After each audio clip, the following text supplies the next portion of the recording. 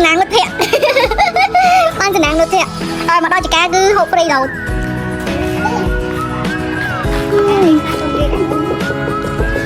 ហើយចកាទៅទៅខ្ញុំវិញខ្ញុំលក់តែបានខ្លាយគេនេះ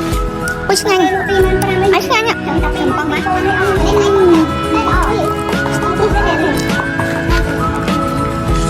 មកចកាអ៊ំក៏ហ្វ្រីរហូតហ្នឹងលើកមុនខ្ញុំមកមួយអាហួរដែរហ្នឹងអ៊ំអញបកឲ្យហូបហ្នឹងហើយហូបខាងឡើងពេញដៃខាងមួយចុកមកចឹងហើយបានប្រាក់ហួរមកចាំសុំមកដែរចកាគាត់ហ្វ្រីហ៎បកឲ្យហូបរហូតហ៎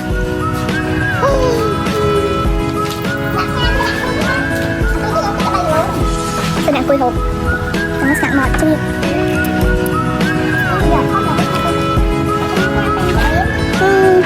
អត់ខ្ញាតែងសាម៉ៅ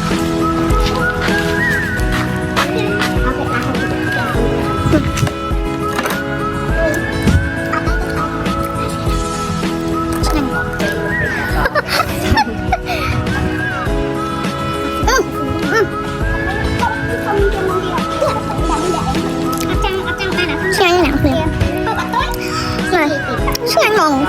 ខ្លាចធំធំទៀតអូយខ្ញុំអត់មានលុយទិញតរ៉េនទេតែខ្ញុំមកមួយមិត្តភក្តិខ្ញុំមិត្តភក្តិខ្ញុំមកទិញតរ៉េន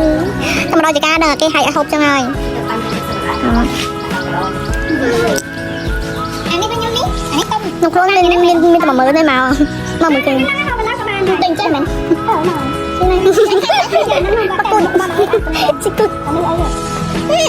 បាននោះវាដូចអានេះហើយមិញវាខ្លាំងនេះហើយតិចអូយជួយមកមិនញ៉ែមក